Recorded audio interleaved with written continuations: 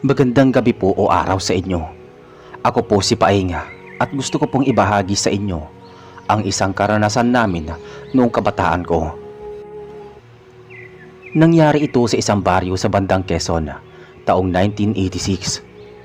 Hanggang ngayon, hindi pa rin nawawala sa isip ko ang mga nangyari at ang mga kasama ko noon ay ganoon din ang sinasabi. Hindi nila malilimutan ang gabing yon. Noong mga panahong yon, tatlo kaming palaging magkakasama. Ako, si Arnel at si Dodong. Pare-pareho kaming binata at mahilig maglibot sa mga lugar na hindi pinapansin ng iba. Isang hapon napag-usapan naming tuklasin ang isang lumang kubo sa dulo ng baryo. Ang sabi ng matatanda, iyon daw ay dating tirahan ng isang ermitanyo na bigla na lang nawala. Sabi ni Arnel habang naglalakad kami, "Paing, sigurado ka bang doon tayo pupunta? Sabi ng lola ko hindi daw ligtas doon." Di ba mas masarap kung tayo mismo ang makakita kung may totoo ngang nakakatakot doon? Napailing si Dodong pero sumabay pa rin. "Bahala na, pero pag may nangyaring kakaiba, uuwi talaga kaagad ako." Pagdating namin sa dulo ng daan, humarap sa amin ang kubo. Halatang matagal nang walang nakatira. Nakaluhod na ang bubong, may mga damong tumubo sa gilid at ang mga bintana ay parang mata na nakamasid. Tahimik ang mga paligid, kahit mga kuliglig at palaka ay parang biglang tumigil. "Grabe, Paeng, parang hindi na ako sigurado dito," sabi ni Arnela. At sabi ko naman, "Nandito na tayo, tingnan na natin kahit sandali." Lumapit kami at dahan-dahang binuksan ang pinto. Sumalubong agad ang amoy ng amag at bulok na kahoy. Ang sahig ay may butas at sa sulok ay may mga lumang gamit, mga banggera, sirang lampara at isang lumang banig. Habang iniikot namin ang loob, biglang may kaluskos na narinig mula sa taas ng bubungan. Napatingin kami sabay-sabay. "Hayop na yan! Kala ko kung ano na." Bigla kaming kinilabutan nang marinig ang pagaspas na parang pakpak, kasunod ng malalim na ungol. "Ano yun?" sigaw ni Arnel habang napapatras. "Huwag kayong maingay, baka tao lang yan," sabi ko naman. Ngunit sa sulok ng kubo, may nakita kaming anino na gumagalaw. Mabagal, mahaba ang hugis at parang hindi pangkaraniwan ang galaw. Nakatitig kami sa sulok ng kubo kung saan gumagalaw ang anino. Mabagal pero malinaw na papalapit ito sa amin. Hindi namin makita ang buo dahil sa dilim, pero kita namin ang mahabang daliri na nakasayad sa may sahig. Sabi ni Arnel na halos pabulong, "Paing, hindi yan tao ah." "Pare, lumabas na tayo dito, hindi maganda." Pero bago pa kami nakagalaw, biglang lumabas mula sa anino ang isang hugis na parang tao. Payat, baluktot ang likod at mahaba ang buhok na gusot. Ang mukha niya ay parang natatakpan ng anino, ngunit ang mga mata ay nagliliwanag na pula. "Hindi kayo dapat nandito." Isang paos na tinig ang lumabas pero hindi gumalaw ang bibig. Nagkatinginan kami tapos sabay-sabay na umatras. Tumama si Arnel sa isang sirang upuan at bumagsak dahilan para umalingaw-ngaw ang ingay sa buong kubo. Doon biglang sumugod ang nilalang. Ang bilis niya, parang hindi tumatama ang mga paa sa may sahig. Muntik nang mahawakan si Arnel kung hindi siya agad nakatayo. Napasigaw siya habang patakbo kaming lumalabas ng kubo. Pero hindi doon natapos. Nang makalabas kami, narinig namin bumukas ang bintana ng kubo at mula doon ay lumipad ang nilalang. Malalakas ang pagaspas, parang malaking paniki pero mas malaki ang katawan. Napasigaw ako ng, "Takbo! Takbo tayo!" sabi ko habang tumatakbo kami papunta sa daan palabas ng gulod. Naririnig namin ang mabilis na paglipad sa taas, kasabay ng kakaibang halakhak, parang nang aasar. Si Dodong ay halos matalisod dahil nanginginig ang tuhod habang tumatakbo. "Paing, hindi ko na kaya." "Kunti na lang, malapit na tayo sa kalsada." Ngunit bago kami makalayo, biglang humarang sa unahan namin ang nilalang. Kita namin ngayon ang itsura niya. Mahahabang kuko, bunganga na may matutulis na ngipin at balat na kulay abo. Nakatitig siya sa amin na parabang gutom na gutom. Walang makakatakas sa kubo ng ermitanyo. Nakaharang sa daan ang nilalang. Ang mga mata nitong pula ay nakatutok sa amin at ang hininga ay parang amoy ng nabubulok na karne. Nagtago kami sa likod ng punong kahoy pero alam naming hindi yun sapat para makatakas. Si Arnel ang unang nagsalita. Nanginginig ang boses. Paing, anong gagawin natin? Wala tayong dala. Kahit ano, basta may mapulot. Hindi pwedeng wala tayong panlaban. Sabi ko naman dito. Kumuha ako ng bato at agad na inihagis sa nilalang. Tumama ito sa balikat niya pero imbis na masaktan, lalo siyang ngumisi. Sabay pakpak na umingay sa ere. Hindi niyo ako mapapalayas. Bulong niya. Si Dodong ay halos maiyak sa sobrang takot. Paing, mamamatay na yata tayo. Hindi ako makatakbo na maigi. Nanginginig ang tuhod ko. Hinila ko siya palayo at sinubukan naming dumaan sa kabilang gilid ng daan. Pero mabilis kaming hinarangan ng nilalang. Isang hampas ng kanyang kuko ang tumama sa punong kahoy at halos ito ay mabiyak. Diyos ko po naman! Sambit ni Arnel habang nakapikit. Biglang may malakas na kaluskos mula sa kabilang bahagi ng gubat. Isang matandang lalaki ang lumitaw, hawak ang isang lampara at supot na may lamang mga dahon at asin. Nakasuot siya ng lumang barong at may mahabang balbas. Lumayo kayo dyan! Malakas na sigaw ng matanda. Kumuha siya ng asin mula sa may supot at inihagi sa nilalang. Tumama ito sa balat ng halimaw at bigla itong napasigaw. Umusok ang balat na tila natutusta. Lumipad ito palayo at nawala sa dilima. Nag-iwan ng mabahong amoy sa paligid. Tahimik kami tatlo habang nakatitig sa matanda. Ang mga kamay ni Dodong ay nanginginig pa rin habang si Arnela ay hingal na hingal. Mga batang ito, bakit pa kayo pumasok sa kubo ng ermitanyo? Hindi na iyon ligtas simula nang may sumakop na nilalang doon. Napatitig kami sa kanya, hindi makapagsalita. Kung hindi kayo dumating, baka patay na kami, sabi ko naman. Matapos maglaho ang nilalang sa may dilima, nanatili kaming tatlo na tulalang nakatitig sa matandang subaklolo sa amin. Hawak pa rin niya ang lampara at supot ng asin. At ang mukha niya ay seryoso na parang sanay sa ganitong pangyayari. Hindi na bago sa akin ang mga kabataang nakikialam sa kubo. Pero bihira ang nakakaligtas. Swerte kayo. Inabutan ko kayo. Ano po ba talaga ang nandun, Lolo? Hindi yung tao sabi naman ni Arnela. Umiling ang matanda. Hindi nga tao. Matagal nang may ermitanyo na nakatira doon. 1 taong nag-iisa. At may kakaibang kaalaman. Nang mamatay siya, hindi napunta sa matinong kamay ang kanyang mga gamit. Ang kubo niya ay naging pugad ng mga masasamang nilalang. Ang nakita ninyo ay isa sa mga aswang na matagal nang nagkukubli sa lugar na iyon. Nagkatingin kami ni Dodong at Arnela. At sabi ko dito, Lolo, ibig sabihin, hindi lang iisa ang nandoon? Marami sila, pero ang pinakapinuno nila ay dumating lang nang mamatay ang ermitanyo. Kaya mula noon, may mga nawawalang hayop at may mga batang nagkakasakit ng walang dahilan. Hindi ninyo dapat pinasok ang kubo. Lolo, kung ganun, hindi ba delikado para sa buong baryo, baka sumalakay sila? At nangyari na nga iyon, noon pa. Pero kung hindi makikialam ang mga tao, hindi sila agad lalabas. Ang problema, kayo, nagising nyo sila. Tahimik kaming tatlo. Ramdam namin ang bigat ng mga salitang yun. Si Arnel ay napaupo sa lupa, hawak ang ulo. Lolo, anong gagawin namin? Kung bumalik sila, paano kami? Bantayan ninyo ang sarili ninyo at huwag kayong magkalat ng kwento sa iba.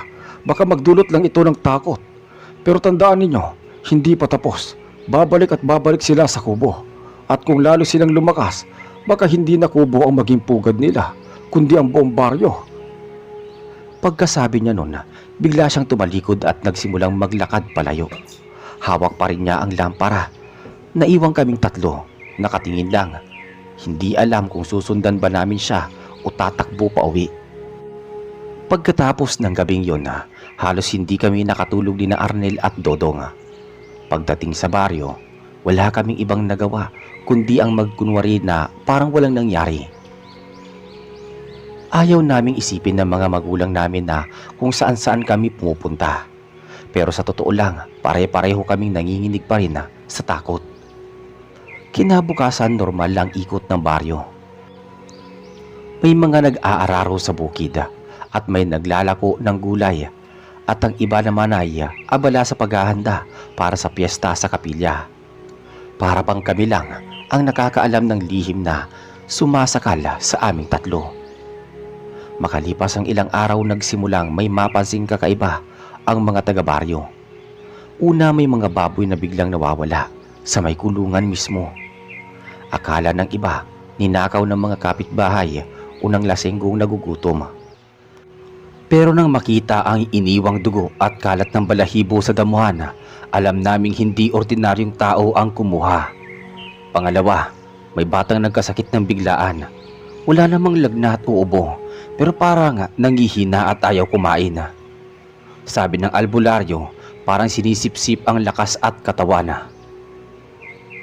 Doon nagsimulang kumalat ang bulong-bulungan. Bumalik na raw ang mga aswang. Isang gabi, nagkita ulit kami ni na Arnel at Dodong sa tabi ng poso. Paing, sigurado ako, galing lahat to sa kubo eh. Simula na pumasok tayo doon, parang tayo ang dahilan. Wala tayong magagawa, hindi naman natin alam eh. Pero paano kung tama si Lolo? Baka bumalik sila. Si Dodong na dati matapang, ngayon ay halos ayaw nang lumabas ng bahay pag madilim. Kung babalik sila, bakit hindi na lang tayo lumapit kay Lolo? Siya lang yata ang may alam kung paano sila labanan eh. Sabi ni Dodong.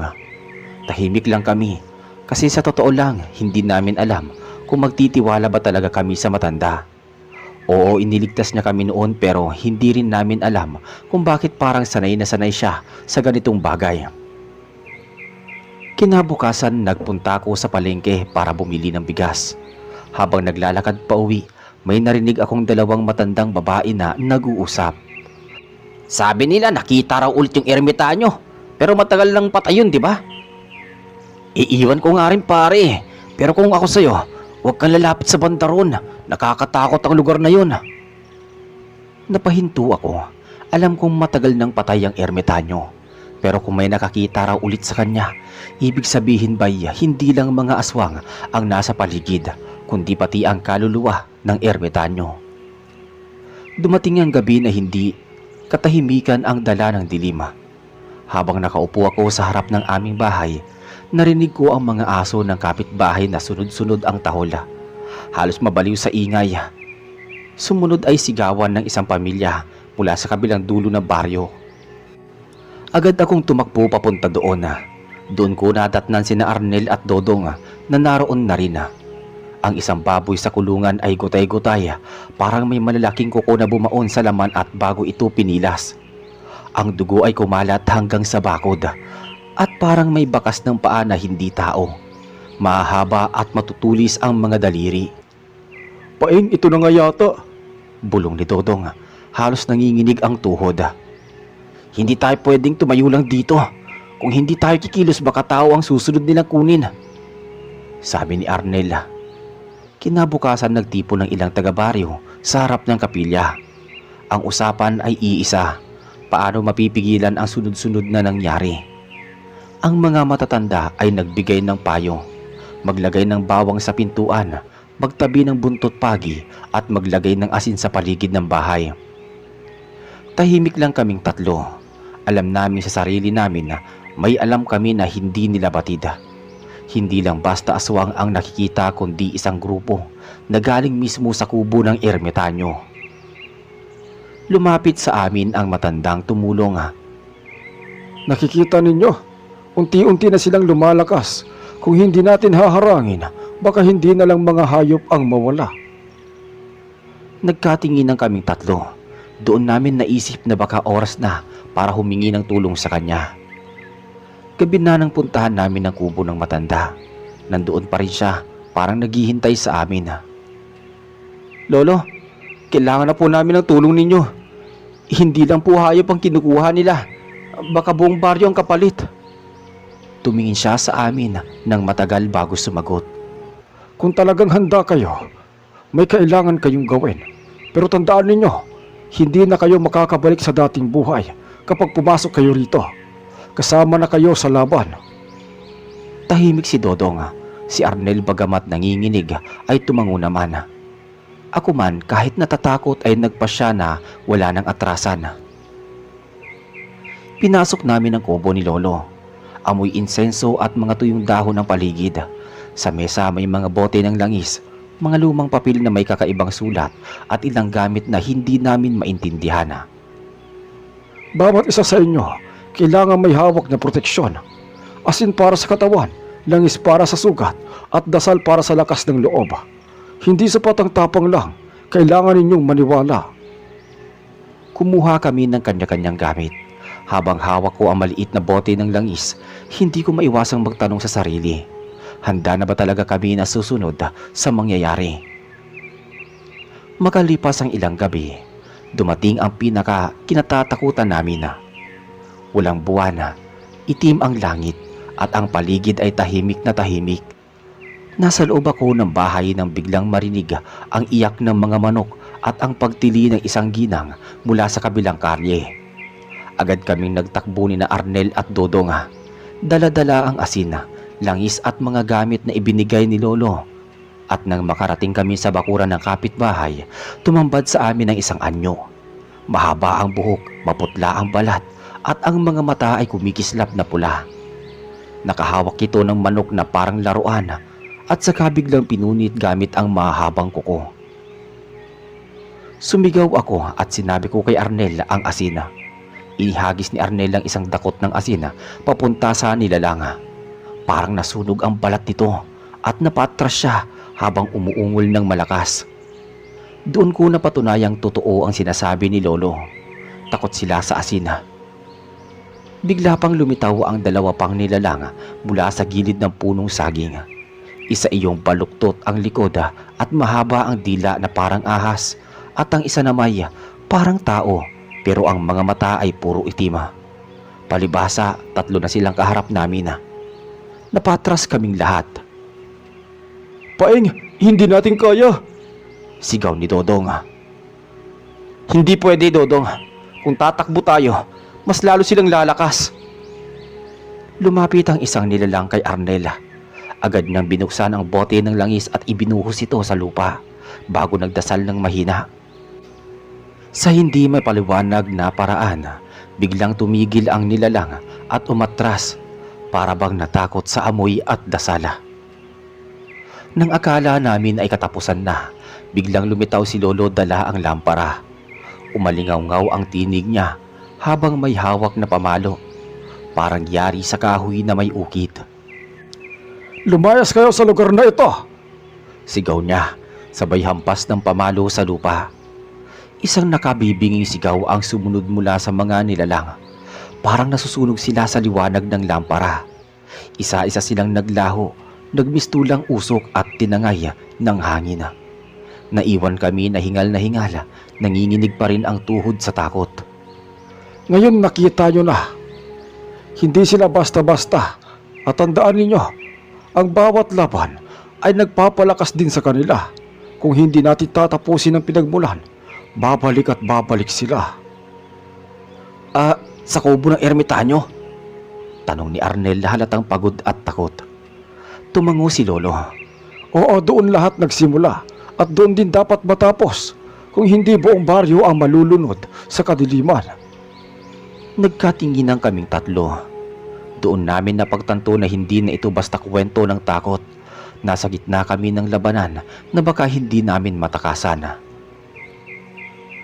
Kinabukasan, matapos ang laban, hindi naging tahimik ang baryo. Kahit walang nagsasalita ng direkta tungkol sa nakita naming mga nilalang, ramdam sa bawat tao ang takot. Ang mga pinto ay laging nakasara bago magtakip silim. Ang mga aso ay palaging nagbabantay. Tila alam nilang may masama sa paligid. Kami ni na Arnel at Dodong ay nagpunta muli kay Lolo. Pagdating pa lang namin sa kanyang kubo, para bang alam niya niyang darating kami. Nakahanda na ang mesa. May mga asin na nakabalot, langis na nasa bote at mga dahon na nakatali. Lolo, handa na po kami. Kung kailangan namin tapusin sa kubo, sasama kami. Mabuti, pero bago kayo pumasok, kailangan munang pagtibayin ang loob ninyo. Kapag nag-atubili kayo sa loob, doon sila magtatagumpay. Pinaupo niya kami sa paligid ng apoy. Sa bawat isa sa amin, binigyan niya ng maliit na kahoy na may ukit na parang anting-anting. Ito ang magsisilbing panangga sa inyo. Hindi ito sapat para talunin sila, pero makakatulong para hindi kayo kaagad mapasok ng kanilang kapangyarihan. Paliwanag ni Lolo. Nagpausok siya gamit ang tuyong dahon at itinapat sa amin. Amoy mapait, nakakasulasok. Pero ramdam ko nga gumagaan ang dibdib ko habang dumadaan ang usok sa katawan ko. Paeng, ikaw ang pinakamalakas ang loob sa inyong tatlo. Ikaw ang uunahin nilang lapitan. Huwag kang bibigay. Tumingin ako kina Arnel at Dodong. Alam kong pare-pareho kami kinakabahan. Pero wala nang atrasan. Gabi nang magsimula kaming maglakad papunta sa dating kubo ng ermitanyo. Ang daan ay madilim at tanging lampara ni Lolo ang nagsisilbing ilaw. Habang papalapit kami, naririnig namin ang mga huni ng paniki at ang hangin ay malamig na parang may kasamang bulong. Arnel, naalala mo ba yung una tayong pumasok dito? Hindi ko akalaing babalik pa tayo. Hindi na natin yun pagpipilian pa. Kung hindi tayo babalik, baka pabila natin ang kapalit. Nang makita na namin mula sa malayo ang kubo, parang mas lumaki ito kaysa sa dati. Ang bubong ay halos nakasayad sa lupa dahil sa mga baging at ang paligid ay punong-puno ng anino na gumagalaw kahit walang hangin. Huminto si Lolo sa tapat ng kubo. Itinaas niya ang kanyang lampara at binikas ang isang dasal na hindi ko maintindihan. Bigla namang lumakas ang hangin at ang mga anino sa paligid ay nagsimulang kumilos. Parang may buhay. Tandaan, lahat ng nasa loob nito ay hindi ninyo dapat katakutan. Takot lang ang puhunan nila. Wika ni Lolo. Ngayon magsimula na tayo. At sabay-sabay naming tinawid ang bakuran papasok sa mismong pugad ng kasamaan. Pagbukas ng pintuan ng kubo, sumalubong agad ang amoy ng bulok na karne at usok ng kandila. Madilim sa loob, tanging liwanag ng lampara ni Lolo ang nagbigay ng anino sa mga dingding na yari sa kawayan. Doon namin napansin ang mga nakasabit na mga bote na may lamang likido, mga buto ng hayop at mga papel na puno ng kakaibang sulat. Habang naglalakad kami, ramdam kong may mga matang nakatingin mula sa bawat sulok. Ang sahig ay malamig na parang bato at ang bawat yapak namin ay may kasabay na lagitik. Paeng, parang may gumagalaw sa taas. Nilingon ko siya pero hindi ko nasagot sapagkat mula sa kisame, unti-unting bumaba ang isang anyo. Parang tao pero mahaba ang mga braso at ang mukay wala ng laman kundi balat at matatalim na ngipin. Arnel, asin daw! Sigaw ko kaagad. Dinakma ni Arnel ang supot ng asin at inihagis sa nilalang. Nag-ungol ito ng malakas at napatras pero hindi ito nawala. Sa halip nagsilabasan pa ang dalawa pang nilalang mula sa likod ng dingding. Isa ay may mahahabang kuko at ang isa na may parang lumilipad na paniki na kasinlaki ng tao. Nagtipon kaming tatlo sa gitna habang si Lolo ay itinaas ang lampara. Bigla niyang hinampas ang sahig gamit ang kanyang pamalo at binigkas ang dasala. Nagliyab ang paligid ng apoy na kulay asul at saglit na napaurong ang mga nilalanga. Hindi sila titigil hanggat hindi natin hinahanap ang pinagmumulan. Itinuro niya ang likod ng kubo kung saan may nakatabing tela. Dali-dali kaming lumapit at inalis yun na. Doon namin nakita ang isang altar sa gitna nito. Merong isang malaking palayok na puno ng dugo at mga buto. At sa paligid ay mga ukit na simbolo. Dito sila kumukuha ng lakas? Sirain natin to bago nila tayo mapalibutan. Agad kong kinuha ang bote ng langis at ibinuhos sa palayok. Si Arnel naman ay naglagay ng asin sa paligid.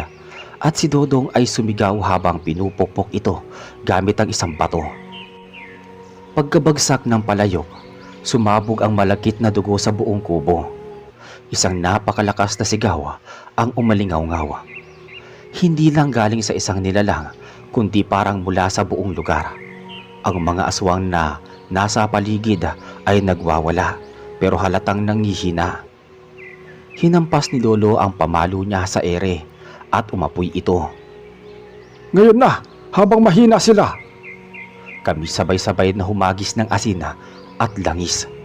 At mga nilalang ay nagsisigawan habang unti-unting nagiging usok hanggang sa tuluyang maglaho. Naiwan kaming lahat na hingala, nanginginig at basang-basa ng pawis at dugo. Pagbagsak ng huling nilalang, biglang tumahimik ang kubo. Wala nang ingay ng hayop, wala nang mga matang nakamasida, para bang ang lugar ay biglang nabawi mula sa kadiliman. May iniwan silang marka at kahit nasira natin ang pugad, baka may iba pang lugar na pinagkukublihan nila. Nagkatingin ng kaming tatlo ni na Arnel at Dodong. Alam naming hindi pa talaga nauubos ang mga ito, pero sa gabing yon nakahinga kami ng maluwag.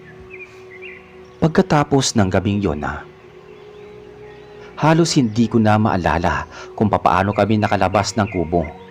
Para kaming mga lantang gulay habang pauwi. Nanginginig ang katawan at mabigat ang pakiramdam. Si Arnel ay halos himatayin. Si Dodong naman ay hindi na makapagsalita. Pagdating sa baryo, sinalubong kami ng ilang kapitbahay na nagtataka kung bakit kami pawisan at maputla. Hindi na kami nagsalita at kahit si Lolo ay umiling lang at naglakad pauwi sa kanyang kubo. Kinabukasan parang muling bumalik ang normal sa baryo. Wala nang mga hayop na biglang nawawala. Wala nang batang biglang hinihika o nangihina. Ang mga aso ay tahimik na at ang gabi ay hindi na gaanong mabigat sa pakiramdam. Pero kahit pa ganoon, ramdam namin na may naiwan pa ring bakas ng nangyari. Ang mga tao kahit hindi nila alam ang lahat ay mas maingat na. Bago matulog, sinisigurong may asin at bawang sa pintuan. At ang mga matatanda ay paulit-ulit na nagpapaalala na huwag lalapit sa parte ng kagubatan kung saan nakatayo ang dating kubo. Sa kabila ng katahimikan, kami ni na Arnel at Dodong ay hindi basta nakatulog.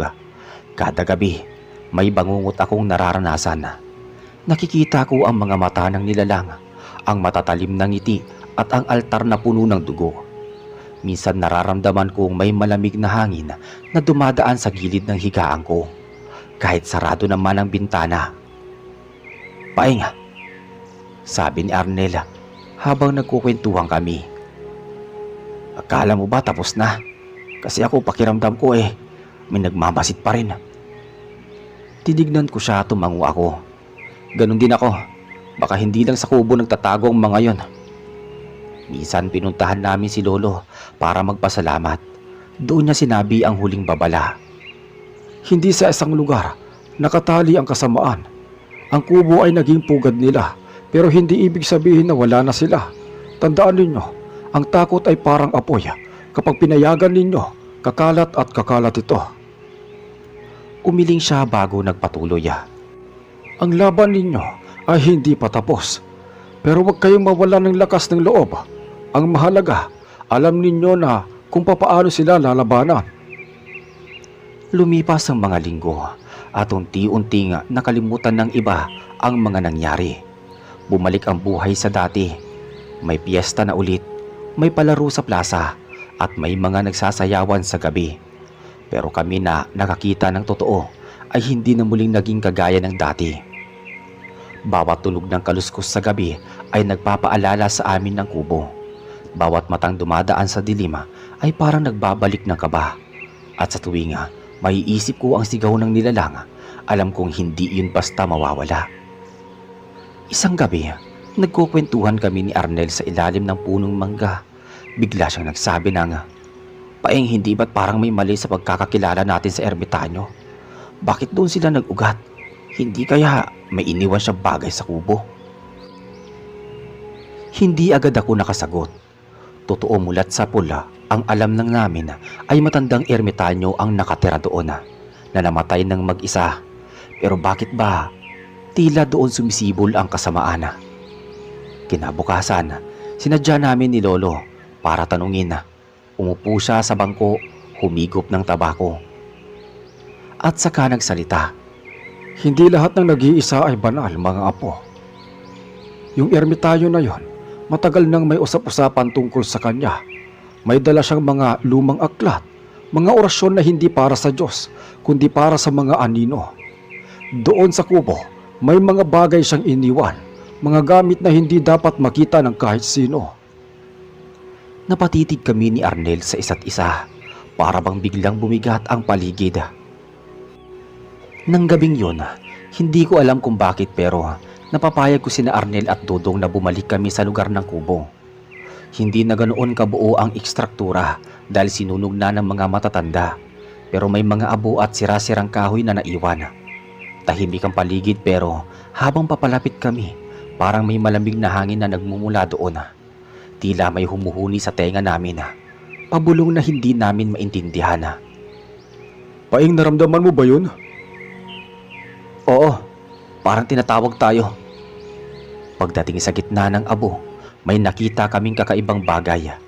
Hindi nasunog kahit pa sinunog na ang kubo. Isang lumang kahon na bakal, may ukit ng mga simbolo. Sinubukan ni Arnel buksan pero mahigpit at kandado. Nang hawakan ko, biglang lumamig ang mga kamay ko.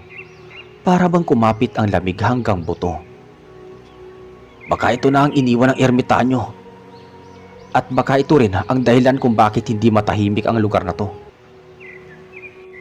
Biglang may kumaluskos mula sa mga puno. Napalingon kami at doon namin nakita ang isang nilalang na nakatayo sa di kalayuan. Mahaba, payat at walang muka. Dahan-dahan itong gumalaw parang naglalakad pero walang tunog. "Alis na tayo!" Bulong ni Arnela. Nanginginig ang boses. Ngunit sa halip na umalis, lalo pang lumapit ang nilalang. Hindi ito tumigil at habang papalapit, mas ramdam naming bumibigat ang paligid. Agad kong kinuha ang kahon at tumakbo kami papalayo. Habang tumatakbo, dinig namin ang mga yabag na hindi naman galing sa amin. Minsan may malamig na hangin na dumadampi sa batok namin. Pagkarating sa may ilog, sakalang nawala ang pakiramdam na may sumusunod. Pag-uwi, ipinakita namin kay Lolo ang kahon. Sa una ayaw niyang hawakan, pero nang makita niya ang mga simbolo, nanlaki ang kanyang mga mata. Bakit ninyo kinuha ito? Dapat yan ay nakalibing sa abo. Hindi niyo alam kung ano ang sumpa na dala niyan. Natigilan kami. "Lolo, ano ba talaga to?" tanong ko. Huminga siya ng malalim at tumingin sa amin isa-isa. Yan ang kahon ng ermitanyo. Doon nakatago ang mga gamit niyang itim na orasyon at mga panawagan sa mga nilalang ng kadiliman. Habang nasa inyo yan, hindi kayo titigilan ng mga ito. Magdamag akong hindi nakatulog. Habang nasa gilid ng papag ang kahon, pakiramdam ko ay para bang may mga matang nakatingin mula sa dilima. Narinig ko pa minsan na may pabulong na boses. Hindi ko maintindihan pero malinaw na hindi galing sa tao. Kinabukasan nagtipon kami ni Arnel at Dodong sa likod bahay. Pare-pareho kami may kaba pero parang may nagtutulak sa amin na buksan ang kahon. "Paeng, paano kung ito lang ang paraan para matapos na ang lahat ng kababalaghan?" sabi ni Arnel. Si Dodong naman halatang takot. Pero paano kung lalo tayo mapahamak? Hindi ba sinabi ni Lolo na huwag itong galawin? Pinagdidibatehan namin pero sa huli na naigang tukso. Kumuha ako ng martilyo at binuksan ang kahon na iyon. Sa unang hampas, wala. Sa ikalawa biglang may malakas na hangin na dumampi. Kahit walang bagyo o kahit mahinang ihip ng hangin. Sa ikatlong hampas, bumigay ang bakal. Dahan-dahan naming binuksan ang kahon. Sa loob may lumang aklat, kulay itim ang pabalat at tila gawa sa balat ng hayop. May mga bote rin na may lamang likido na parang dugo at langis, at sa ilalim isang maliit na buto ng tao. Nakatali sa pulang tela. Napatras si Dodong. Diyos ko paing, buto to ng tao ah. Tahimik si Arnela, nakatitig lang sa aklat. Pinilit kong hawakan ang aklat. Pagbukas ko nakasulat sa lumang Tagalog at Kastila. Mga dasal pero banala. Mga orasyon para tumawag ng nilalang. Mga guhit ng kakaibang hayop na hindi ko pa nakita. Ang ilan ay may pakpak, may mahabang kuko, may mga mata na parang nagbabaga. Habang binabasa ko, bigla kong narinig ang boses na malapit sa tenga ko. At ang sabi ng tinig na yon, buksan ko daw at basahin ng malakas. Nagulat ako. Tumingin sa paligid pero wala. Si Arnel at Dodong parehong nakatingin sa akin. Parang may kakaibang takot sa mga mata nila. Bigla lang nagdilim ang paligid kahit umaga pa. Parang natakpan ng makapal na ulap ang langit. Ang mga manok na kanina'y tilaok ng tilaok ay natahimik. At mula sa malayo, dinig namin ang pagaspas ng pakpak. Malalaki, mabibigat. "Paing, isara mo na!" Sigaw ni Arnela. Nanginginig ang boses. Agad kong isinara ang aklat at muling ibinalik sa kahon. Sa mismong oras na yon, bumalik ang liwanag. Pero alam naming hindi iyon basta ilusyon lang. May gumising, may nakatawag. Paglingon namin, wala na ang kahon. Nasa gitna pa ito ng mesa kanina. Pero sa isang iglap, nawala. Naiwan lang ay abo.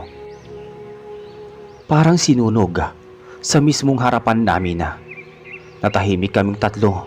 Wala ni isa sa amin ang nakapagsalita ng matagal. Hanggang sa marinig namin ang boses ni Lolo mula sa likod. Mga hangal, huli na ang lahat.